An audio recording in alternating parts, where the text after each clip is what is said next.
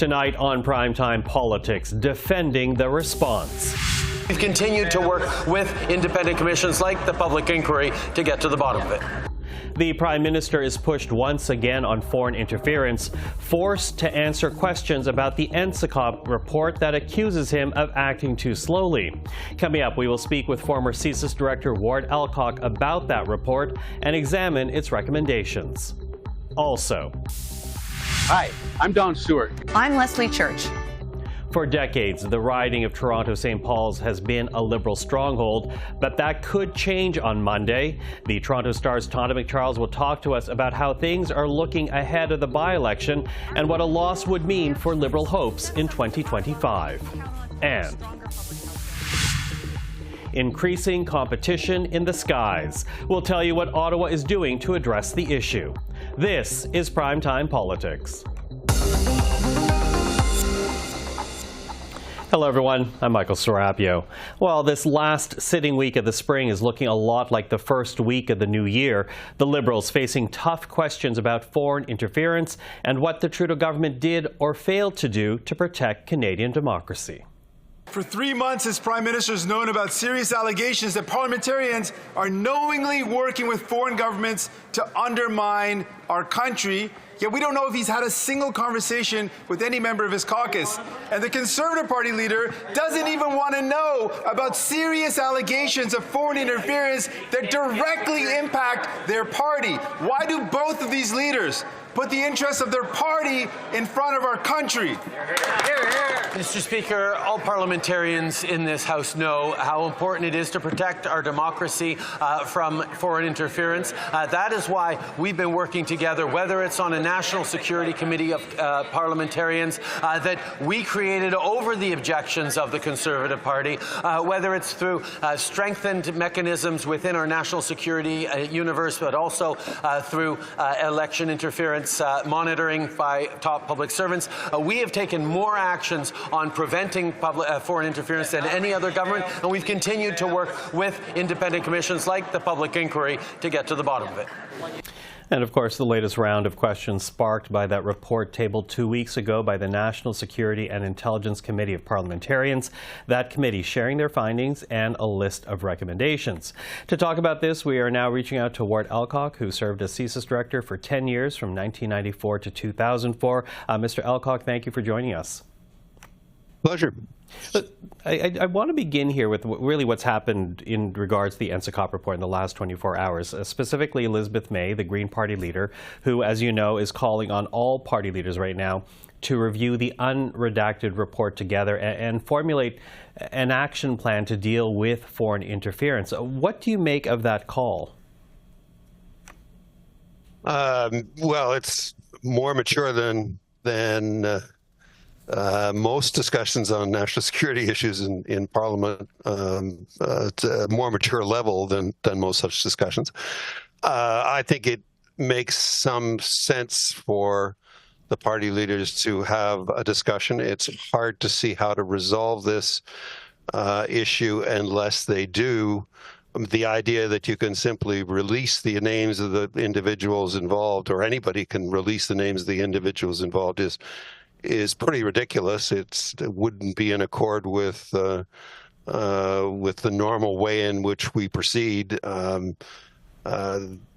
You simply don't release information about people without them having an opportunity to respond to that information, and in the circumstances, they really wouldn't. It's not clear that anybody has committed criminal offenses. It's not clear that anybody could be prosecuted. So it would be a little unfair to simply release names. They need to have, I think, a discussion amongst party leaders and see if they can find a way forward that would allow this issue to be dealt with. But I think that the fact that the Commission will now look at the information may help a bit. But short of the party leaders having a mature discussion, it's hard to see how it gets resolved, because it's not clear that the Commission will be able to entirely resolve it either. Well, that's something, of course, we'll be watching. Ms. May, of course, saying that she's writing to the other party leaders. But, you know, when you turn to the report itself, Mr. Elcock, the government is criticized by NSICOP for being too slow to act, for knowing as far back as 2018 that the plans in place to protect Canadian democracy were insufficient. Last week, Bill C-70 passed third reading in the House. Do you think that bill, which does aim to counter foreign interference, addresses the concerns raised by NSICOP? I think the bill addresses some issues, and I know that NSICOP has said that that the bill does in fact respond to a number of their concerns. The bill is, however, not a silver bullet. It will not solve the issues around foreign interference entirely. It will provide some useful tools, and it will make clear to people, or clearer to people, that foreign interference is a problem, and perhaps give people a clearer idea ultimately of what is acceptable and what's not acceptable. But having said that, it won't entirely solve the issues of foreign interference. And to be blunt, foreign interference is not new. It's been around for a long time, and while there are some issues affecting Canadian democracy, I don't really think. I think it's a bit of an exaggeration to suggest that that foreign interference is threatening Canadian democracy at this point in time. But there are some things that need to be dealt with. But I think one can overgild the lily a little if one thinks that. This is a really major attack on Canadian democracy. So what do you see this as then? Primarily a criticism of how this government has dealt with the issue?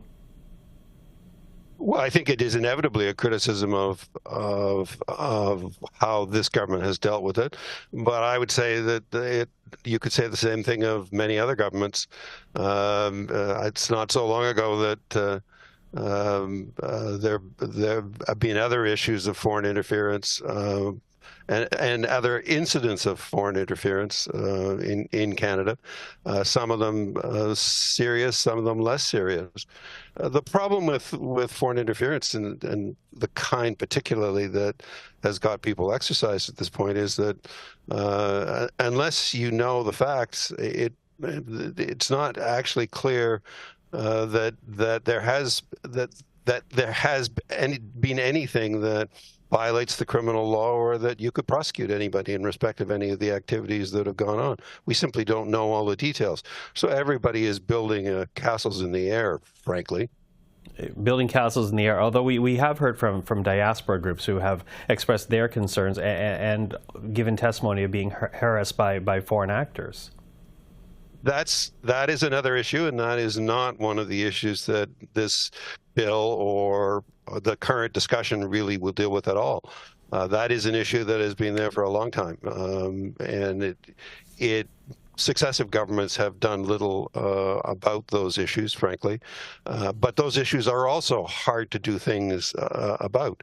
How do you deal with, say, the Iranian government, which does much of what it does by sort of remote control through telephone calls and so on, rather than putting people on the ground necessarily and there being somebody that you can take action against, or harassing people's families in Iran. Those are things that you can't do very much about, difficult as they are for many Canadians of foreign origins. Mm-hmm. So, you know, when you look at the findings and the conclusions, though, that were made by the committee, by NSICOP, there seems to be a bit of a challenge of a corporate culture here. Different departments reacting at different times to different concerns, ministers not seeking clarity on issues of security. I take what you say, that Bill C-70 is not a silver bullet, but up against this type of culture as to how the bureaucracy and how governments deal with intelligence concerns, what would you say is the missing piece? What actually needs to be addressed here? Well, I think we're mixing subjects here. The reality is that there are differences in culture. There is, for example, a clear difference in one of the particular instances that is being described, where I think foreign affairs and senior foreign affairs officer, who was then acting as the NSIA, disagreed with the service about what or was not acceptable diplomatic activities. Those things happen, and they are inevitable, and they are part of the reality of foreign interference. I think the real issue extant here is not really differences in corporate culture so much. Those things exist, and you have to deal with them. But I think the real issue is there really isn't a culture of national security in this country. And there's very little understanding of national security issues or how to handle them. And that's true pretty much across the board, whether one is talking about the public service or ministers or members of parliament or even, frankly, Canadians. For many years, we've been able to avoid discussions on national security. And unfortunately, you pay a price when you don't have experience of national security issues. I think that's really the issue that is the problem behind some of the issues that have surfaced throughout this debate in the last X number of months since the first leak started a while back. Well, certainly something to consider when we look at these stories. Ward Elcock, thank you for this. Appreciate the insight. Oh, pleasure. On Monday, voters in the riding of Toronto-St. Paul's will choose their next MP. It's long been considered a Liberal stronghold, but with Liberals doing so poorly in national polls, Toronto-St. Paul's could be in play, and that would have a huge impact on party morale. Take a listen to what we were told by polls analyst Eric Grenier yesterday. If you're looking at the swing in the polls that we've seen in Ontario, the Conservatives have gained enough and the Liberals have lost enough that the margin, that 24-ish point margin that Carolyn Bennett won in Toronto-St. Paul's in the last federal election could be overtaken just by that swing in the polls. Now, by-election is always going to be a little bit more concentrated in terms of the trend line. Maybe there will be turnout effects that some people will go out that will boost one party over another. But when you're looking at the kind of numbers we've seen, it is a possibility that the Liberals could lose Toronto-St. Paul's. Well, with more on the by-election and the riding of Toronto-St. Paul's, we're now joined by the Ottawa Bureau Chief for the Toronto Star, Tonda MacCharles. Hello, Tonda. Hey, Michael. You know, we don't often cover by-elections, but we do when the incumbent party's in trouble in the polls, as they are right now, when we're so close to an election, 1 year away. And when we talk about a riding that is traditionally one party but might flip, so when we talk about Toronto-St. Paul's, how worried are the Liberals right now about that riding? I think that they're pretty worried. I've spoken to a lot of Liberals who've done some campaigning in the riding. I was on the ground in the riding, talking to the campaigns and their managers and to people on the street. And there were many tells there. There are tells that neither the Liberals nor the Conservatives want you to go out door knocking with them. They don't want you to hear the actual reaction they're getting at the door. That's one. But the other big tell to me that Liberals are worried is not just that all those cabinet ministers, some 13 I think, have gone in to help campaign for Leslie Church. That's not completely unusual in a certain respect. She's a popular and longtime Liberal government staffer, so she has a lot of relationships she can draw on. But what they're telling me that they are hearing at the door has worried them. In some cases, they're saying they're having trouble identifying a Liberal vote. In other cases, polite nods of an acknowledgement, but they are also hearing at the door what everybody's hearing about concerns about, what's really going on with the Liberals, how long is Trudeau staying on, what about Poilievre? So we could talk about that. Yeah, and we will in a second. But, I'm kind of wondering, if the Liberals don't hold this riding, if they lose the riding, or even if they win by just a small margin, what does that mean for the party's electoral hopes in 2025 when we're talking about Toronto, which has been Fortress Toronto since the Chrétien years? Yeah, 416, the Liberals have owned it, right? They've painted it red pretty much every election, except for the odd maybe NDP riding that pops up from time to time, but then switches back. Look, it means that their fortress is no longer secure. It means that not only is their fortress no longer secure there, but that the greater GTA is in play for them in a way that the Conservatives are very excited about, and in play for the Conservatives, I mean to say. And you can extrapolate that to Greater Vancouver, the Greater Montreal area. You know, it means that the urban vote that's been the core of Liberal support and 3 mandates for Prime Minister Trudeau is no longer a guarantee. Yeah, and to that, when you talk about the Greater Toronto Area, the surrounding regions of the 905, easier to flip for the Conservatives. But if they can flip downtown Toronto, a riding in downtown Toronto, that would be very worrisome. You know, you mentioned a little bit about what the candidates are hearing at the door. When you were speaking to voters in the riding itself, what were they raising issues, or were they raising questions about leadership? Which one's determining this vote? So here's the thing I found fascinating. You ask the candidates, you ask the campaigns, and they'll tell you, here are the top issues in this riding. It's housing, affordability, cost of living, groceries, whatnot, and anti-Semitism, the rise of anti-Semitism and attacks in the riding. It's a riding that has the 5th largest Jewish population in Canada. So, you know, the Middle East conflict is in play according to the campaigns. But when I stopped people on the street and asked them about what's in play for you, to a person, it was leadership. It was the question of Justin Trudeau and his leadership of the Liberal Party and the government and through various crises, and their questions around Poilievre and the Conservative leader. So, you know, Justin Trudeau is a known quantity, and that's not necessarily the best thing at this moment because people are tired of him. And as so go the national polls, so goes the riding. I detected quite a lot of resistance to the idea that he would be leading the party to seek a 4th mandate. And on the other side of that is people questioning, they don't really know Pierre Poilievre. He's still a bit of an enigma to a midtown Toronto riding electorate. A lot of people are interested in what he has to say about affordability and housing, but they're not sure about the overall package. So I ran into a couple of people who said, you know, first time ever, I'm a lifelong Liberal. I'm thinking about the NDP. The Greens, when I talked to their campaign manager, they're saying they're getting a lot of interest in what they do because none of the other parties are satisfying to voters.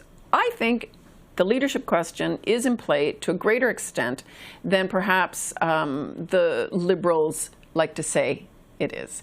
And, you know, I don't think I think it's hard to say, you know, what does this bode for Mr. Trudeau's future? Because I think he's pretty much committed, until he's not, to run again. But I think that we ought not to underestimate the impact of leadership in this race and beyond. Okay, let's stick on leadership then, because, you know, I'm thinking about the Liberal Party convention that happened last year, you know, at the start of summer last year.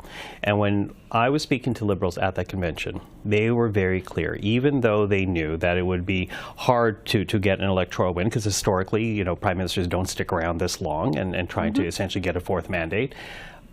But they made the argument that they believe that once people really scrutinize Pierre Poilievre, they will stay with Justin Trudeau and the Liberals. Did you get a sense of that at all? Because again, this is a historical Liberal riding. This is what the Liberal campaign is banking on. And this is what the Prime Minister has said this week, that the choice is not yet before the voters, and that in the broad scheme of things, next year, when it comes time for Canadians to turn their minds to a choice, that they'll land on him. But there's a choice immediately in front of electors in Toronto, St. Paul's in the next, well, already advance polls have finished, and next Monday is the actual vote.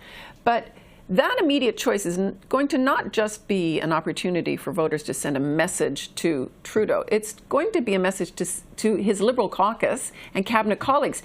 If you think that you can bank on my vote, you can't count on it. And so they may be trying to push the Liberal caucus and cabinet into sending a message to the Prime Minister. But do I think that anybody's doing that right now? Not a chance. They are not. They are surprisingly loyal. Okay, loyal at this point. But at this point. Okay, extrapolate though, right? Because if the Liberals do lose St. Paul, or even if they win it, but with just a small margin, what does that do to cabinet unity? What does that do to party unity within the Liberals? I mean, I think a lot of us see this election as a turning point for that question, just as we saw, you know, a number of years ago when the Progressive Conservative and the Canadian Alliance vote was split. So the vote on the right was split. The Perth by-election became a pivotal point, a motivator for Stephen Harper to unite, and Peter MacKay to unite the right. A number of years ago, even when Harper was in power, sort of one of the early by-elections, or I guess the by-election 2 years before Harper lost government, is a moment like this, where in Manitoba, a safe Conservative seat that they'd won by a mile, suddenly the margin went down to 2%. A lot of Conservatives think this kind of vote swing and a drastic drop in the Liberal vote share in Toronto St. Paul's will be the harbinger of the greater fall of the collapse of the Trudeau government and vote next year. And they want Liberals to see it that way. You know, look, the spin is crazy. It's everybody's talking about, you know, turnout in by-elections is never great. You know, there's no consequences for an electorate to vote against a government. But in this case, I think you should understand that Toronto St. Paul's voters are pretty smart. They've got their eye on a lot of issues, and I think that they will be looking at this as a pivotal point as well. A very engaged electorate, if you will. So listen, Tonda, of course, we're watching it very closely. Always appreciate the time. Yeah, Thanks, thanks, you for Michael. That. Well, time now for a look at what happened in politics today. Pharmacare advocates were on the Hill this morning calling on the Senate to quickly pass the Pharmacare Bill C-64. One of the advocates, the Canadian Labour Congress, and here is their president, Bea Brusk. We know that across Canada, 1 in 5 individuals do not have access to a prescription drug benefit plan. We know that a quarter of Canadians report that they actually skip doses or split their pills or don't bother filling their prescriptions because, quite frankly, they can't afford it. And that's shameful. That means they end up in hospital rooms and in emergency wards as well as doctors' offices. There is a better way. Passing this bill provides an opportunity to address these issues. The group is calling on the Senate to pass the Pharmacare bill before breaking for summer. It passed through the House of Commons earlier this month. Now, if enacted, Bill C-64 would cover diabetes and birth control medication. A new report from Food Banks Canada is shedding new light on the issue of poverty in this country. Using a metric called the Material Deprivation Index, the organization says 25% of Canadians are living in poverty because they cannot afford 2 or more household essentials. According to that measure, nearly 6 million more Canadians are living in poverty compared to the latest numbers from StatsCan. Food Banks Canada is calling on Ottawa to adopt that index as part of its poverty reduction strategy. They say the metric could provide the government with deeper insights which could improve programs and reach more people in need. The House of Commons held a moment of silence today, marking 1 year since the murder of Sikh leader Hardeep Singh Nijjar. Nijjar was shot to death outside of Gurdwara in Surrey, British Columbia last year. Months after his killing, the Prime Minister announced the government had credible intelligence linking his murder to agents of the Indian government. In May of this year, 3 Indian nationals were charged in the killing. The RCMP investigation into Nijjar's death and the investigation into India's possible involvement is still ongoing. And finally, former Assembly of First Nations National Chief Roseanne Archibald is suing the organization she once led. Archibald led the AFN from 2021 until her ouster in 2023. Her suit alleges the organization and its executive committee defamed her character and are in breach of contract. None of Archibald's accusations have been proven in court. Archibald is seeking $5 million in damages. The AFN is declining to comment on the legal action. Cheaper flights, better service. The Competition Bureau is set to look into air passenger travel in this country. The agency speaking with Canadians about what they are most concerned about. Public consultations ended yesterday, and here's what we were told today by Anthony Durocher, who is with the Bureau. Largely how to make it a better experience and lower prices. And we know that competition is the solution for that. Competition is great for consumers. It means lower prices, more choice, more innovation.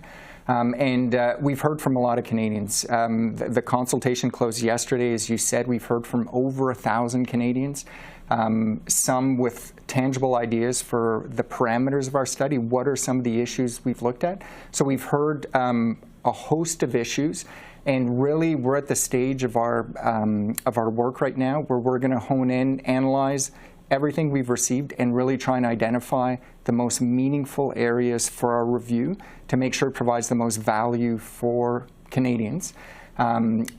Shortly we would be launching the market study with the final terms of reference. So here are the issues that we're going to look at. And ideally, we're going to make very tangible findings and recommendations that's going to flow from that. And picking up from what we heard there from Anthony Durocher, that formal study is expected to begin this year with recommendations about the airline industry tabled by next June. You can check out the full interview on our website, cpac.ca, or go to our YouTube channel. Well, that is our program for this Tuesday. I'm Michael Serapio. For everyone here at CPAC, thank you for watching. Primetime Politics is back tomorrow. Until then, take care.